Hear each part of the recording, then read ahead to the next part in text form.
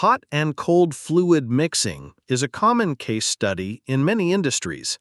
Hello, I'm Armin. In this video, you'll learn how to apply temperature and velocity boundary conditions for both water and air, including natural convection heat transfer. Before we begin, let me first explain the models. In the first model of this tutorial, I'll create a Y pipe in SpaceClaim. Hot water at 70 degrees Celsius with a velocity of 2 meters per second enters through the smaller branch, while cold water at 20 degrees Celsius with a velocity of 1 meters per second enters through the larger branch. The fluids mix inside the Y pipe and exit through the outlet. I'll use velocity inlet and pressure outlet for the inlet and outlet respectively. Finally, we'll generate the velocity and temperature contours to visualize the flow and thermal distribution. In the second model, hot air at 70 degrees Celsius and 2 meters per second enters the smaller branch, while cold air at 20 degrees Celsius and 1 meter per second enters the larger branch. Here, we also include natural convection on the exterior surfaces of the Y pipe, with a heat transfer coefficient of 3 watts per meter squared Kelvin and an ambient temperature of 25 degrees Celsius, and the mixed flow exits through the outlet. The boundary conditions are otherwise similar to the first model. Finally, you'll learn how to plot velocity and temperature contours and how to modify the color, font, and number format of the color bar. Let's get started with the modeling. The Y pipe is a 3D model, and I want to perform a CFD analysis. I'll double-click on Fluid Flow with Fluent Meshing. If your model is two-dimensional, it's better to use Fluent, because in 2D there's no need for a volume mesh. Next, I'll click on Geometry. On the right side, we can see the Properties table. The analysis type is set to 3D by default. If you're working with a 2D model, you can change it using the drop-down menu. Since our model is 3D, I'll right-click on Geometry and select SpaceClaim because I want to create the geometry there. Now we're in the SpaceClaim environment.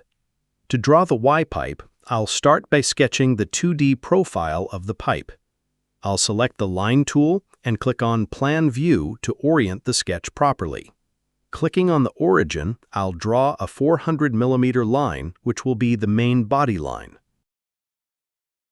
Next, I'll draw a 200 mm side branch and press Enter. Pressing Escape, I'll click on the intersection and draw another 200 mm line. If you press the Tab key, you can switch between entering the length and the angle. Here you are. The Y pipe profile is ready. Now I'll click on End Sketch Editing. The profile of the tube is complete, but we still need to create cross-sections for each tube. Clicking on Sketch Mode again, I'll select the end node of the line and click on Plan View for a perpendicular view. From the Sketch tab, I'll select Circle, click on the origin, and draw a 25 mm diameter circle. Press Enter, then click on End Sketch Editing. Now we have one cross-section and a profile for sweeping. We also need to add a cross-section on the other side. I'll go back to Sketch Mode, select the other end, and switch to Plan View. Then I'll draw a circle with a 20 mm diameter. Click on End Sketch Editing. Here you are. We have two cross-sections. Let's use the sweep path to create the Y pipe. I'll select the larger circle, then choose Sweep from the options. Press and hold Ctrl and select the two lines, then click on Full Pole.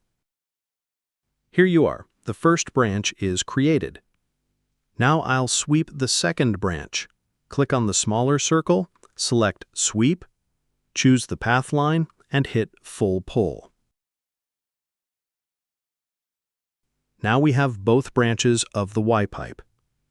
Next, we need to specify the inlets and outlets by naming them. I'll click on the smaller branch, go to the Groups section, and select Create Name Selection.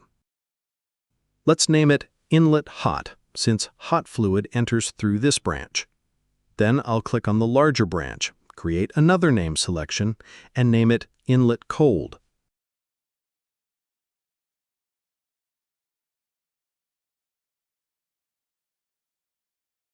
Finally, I'll select the Exit cross-section, create a name selection, and call it Outlet. The remaining surfaces are walls. We can name them or leave them unnamed. It's not critical for the simulation, but let's name all outer surfaces as walls. I'll press and hold Control, select the outer surfaces of the Y-pipe, and create a name selection called Walls.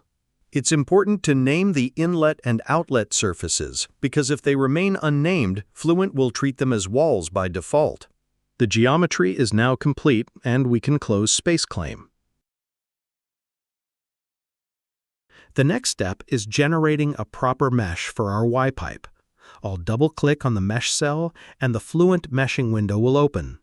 Before proceeding, it's always a good idea to enable the double precision option, because it improves the numerical accuracy of the solution.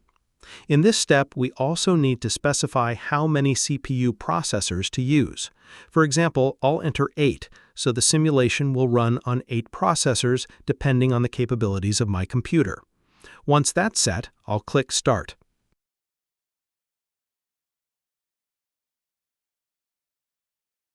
We are now inside the watertight geometry workflow.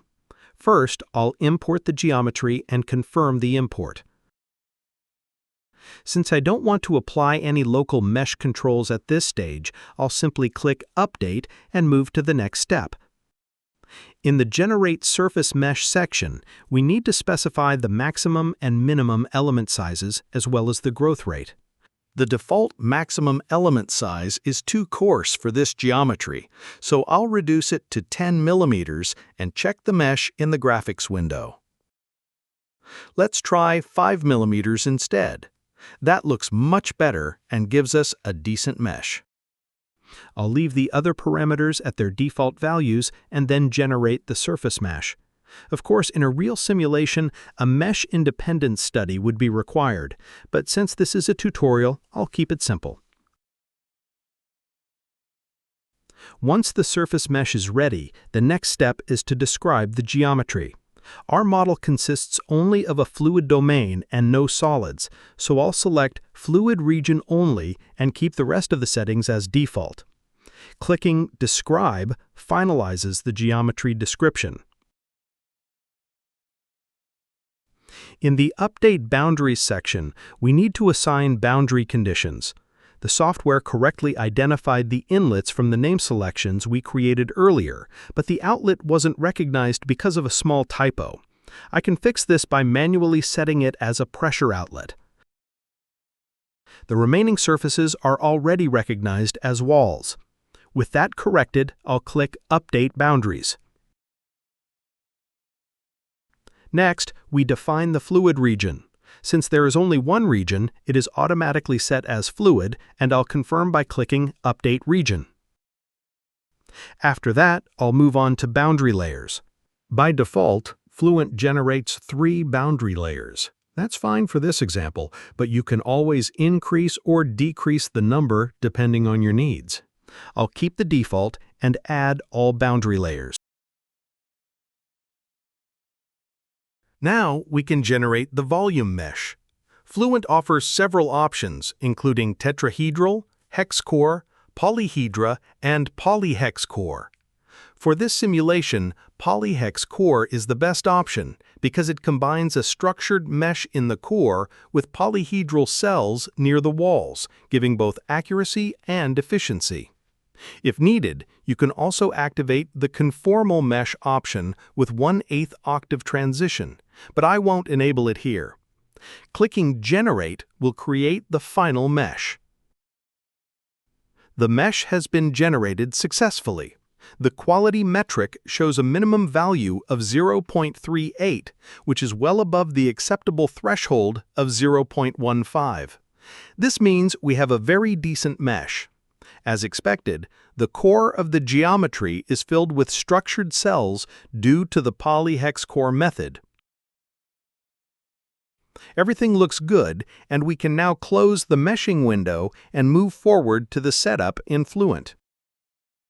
Before proceeding with the simulation, it's always a good idea to save the project. Once saved, I'll open the setup. I won't change the solver processor settings because they were already defined in the meshing stage. I'll simply click Start.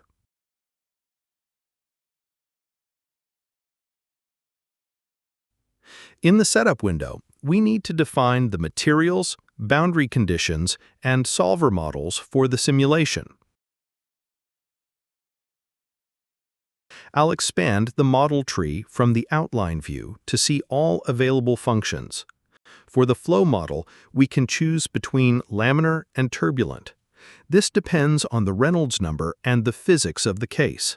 You can see multiple options, from inviscid and laminar to more advanced turbulence models such as K-epsilon, K-omega, and large eddy simulation.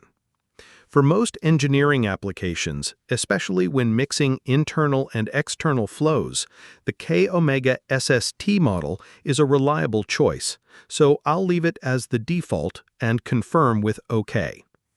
Next, we'll define the working fluid.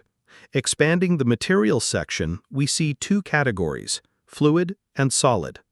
By default, Fluent assigns air as the fluid and aluminum as the solid. Since our Y-pipe contains only fluid flow, we'll focus on the fluid section. Instead of air, we need water. I'll right-click on Fluid, select New. In the Properties section, we can modify the viscosity, and under Density, we can choose whether the flow is compressible or incompressible. I want to add a new material, so I'll open the Fluent database. There are many materials available in ANSYS.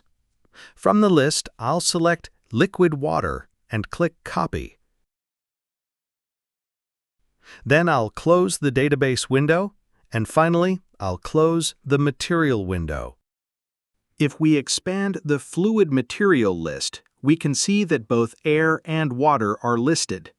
The next step is to assign liquid water to the model. As mentioned earlier, air is the default material. We can change it in the Cell Zone section. I'll expand Cell Zone, and inside we can see the fluid domain, which represents the entire model.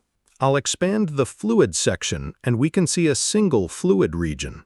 I'll double-click on it to open the settings. In the Material Name field, I'll change it from Air to Water Liquid.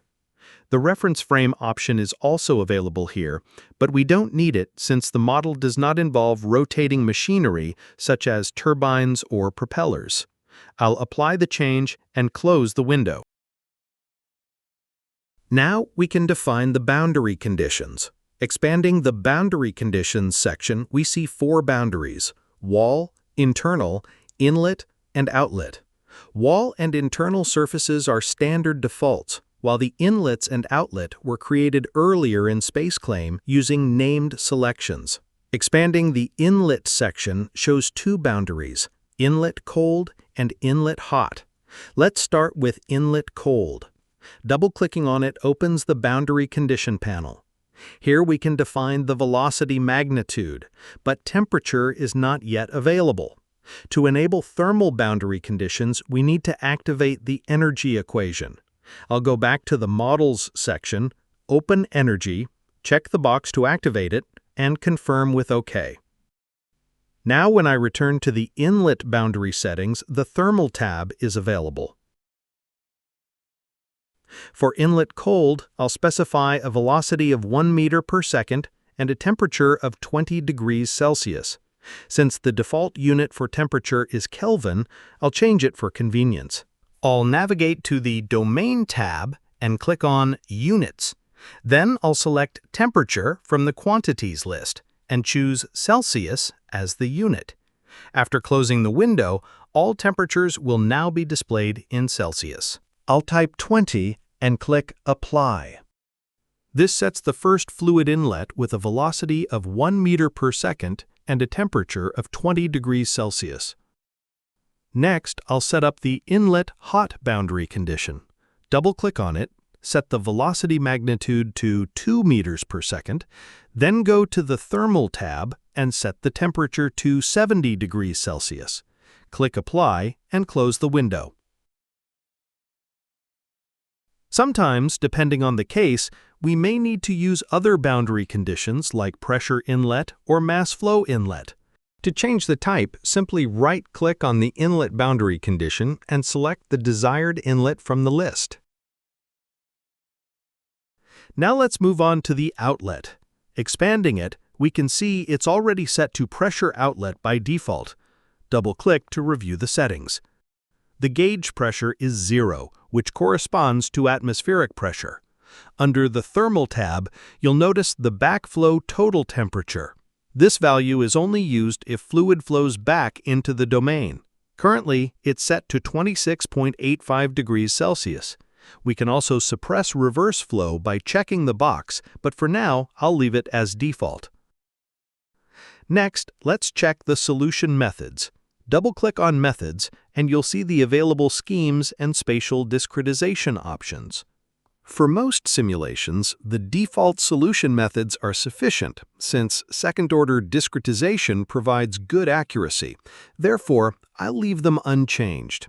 Now, let's talk about initialization.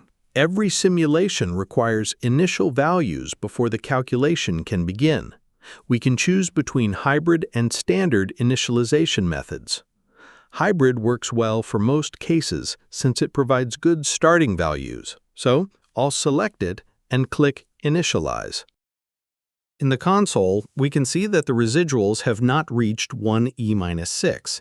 For this case, achieving that level of precision isn't possible, and it's also unnecessary. A convergence criterion of 1e-3, which is the default, is sufficient for our simulation. Now I'll double-click on Run Calculation. In this window, we need to set the number of iterations. The value should be high enough for the solution to converge. I'll enter 150 iterations, and if the solution hasn't converged by then, we can simply continue the run. Click Calculate to start the simulation. This is the scaled residual plot. If all residuals drop below 1e-3, the solution is considered converged. The solution is now complete. I'll click OK in the information box and then open the scaled residuals plot. As we can see, momentum has the highest residual value at 9e-4, which is still below the 1e-3 threshold, so the solution is valid. Now let's visualize the temperature and velocity fields of the model. In the Results section, expand Graphics and create a new contour. Right-click, select New, rename the contour to Temperature. Note that only lowercase letters can be used. In the Contours option, change the variable from Pressure to Temperature. In the Surfaces option, select the inlet and outlet to display the temperature at these boundaries. After that, click Save or Display. Here you are. We can now see the hot, cold, and mixed temperature zones. Next, I want to create a plane in the middle of the model. To do this, we'll use the inlet and outlet as references so the software recognizes the center of the geometry. Click on New Surface and select Plane. As you can see, the YZ plane is positioned at the center of the model. If we switch to the ZX plane, it is also located at the middle of the geometry. Click Create and then close the window. Now we need to select only Plane 4. Deselect all other surfaces, keep only Plane 4 active, and then click Save and Display. Close the contour window. Here you are. This is the temperature contour at the center of the geometry. We can rotate the view using the arrow tool. For a cleaner visualization, it's better to disable the grid and reflection. Now the model is displayed much more clearly. Now it's time to visualize velocity results. Right-click on Contours and select New. Rename the contour to Velocity, then change the variable from Temperature to Velocity. Select Plane 4 and click New. Expanding the Contour section, you'll see two contours created. You can actually customize the color bar quite a bit: its size, font, number format, and even its position. For example, I'll just grab the bottom right corner and drag it out to make the color bar bigger. You can also move it around if you'd like. If I double-click on the color bar, it opens up the settings. Here, I'll change the number format to General. Once I close the window, you can see the numbers update right away. We can also make these adjustments from the contour settings. Let me open the velocity contour and click on Color Map. From here, we can adjust the font, colors, and number format. I'll change the contour color and hit Apply to see the effect. We can also change the font style from this menu. It's usually better to reduce the font size slightly for a cleaner look. Now everything looks good, so I'll close the contour window. It's better to enlarge the color bar and adjust its position. Finally, let's talk about how to check if our results are accurate. One useful method is to look at the mass balance. The net mass flow at the inlet and outlet should be close to 0. To check this, go to the Results tab and under Reports, select Flux Reports. By default, mass flow rate is selected. Reviewing the net results here lets you confirm whether the simulation is balanced and accurate. I'll choose the inlets and outlet and click Compute. In the results, we can see the mass flow rates for both inlets and the outlet. The net result is approximately 0, indicating that the inlet and outlet flows are balanced. This confirms that the solution has converged and the results are reliable. Next, let's change the material to air and apply natural convection. I'll close the flux report, go back to cell zone conditions, and double-click on the fluid region. I'll change the material from water to air and apply. Closing the window, I'll now define natural convection for the outer surface of the fluid domain. Although we're not modeling the solid, we can apply convection virtually without extra computational cost. Expanding the Walls section, I'll double-click on Walls. I won't change the momentum settings, but under the Thermal tab, we can see several options such as convection, radiation, and temperature. I'll switch the heat condition type to convection. Here, we'll specify natural convection for the outer surfaces. It's important not to enter the convection coefficient directly, since this is a 1D thermal convection setup. Instead, I'll enable shell conduction to model the pipe, then click Edit. I'll set the pipe thickness to 1.5 millimeters and confirm the settings. Next, I'll define the free stream temperature as 25 degrees Celsius, representing the ambient condition, and set the heat transfer coefficient to 3 watts per meter squared Kelvin. Enabling shell conduction ensures more accurate thermal results. I'll apply the changes and close the window. Finally, I'll go to Initialization and click Initialize to overwrite the previous solution.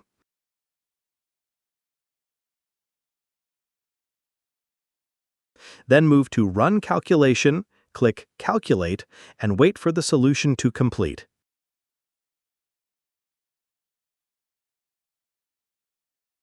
Once the solution is complete, we can take a look at the results. The velocity magnitude shows the flow field, while the temperature contour reveals the thermal distribution across the domain and the mixing process.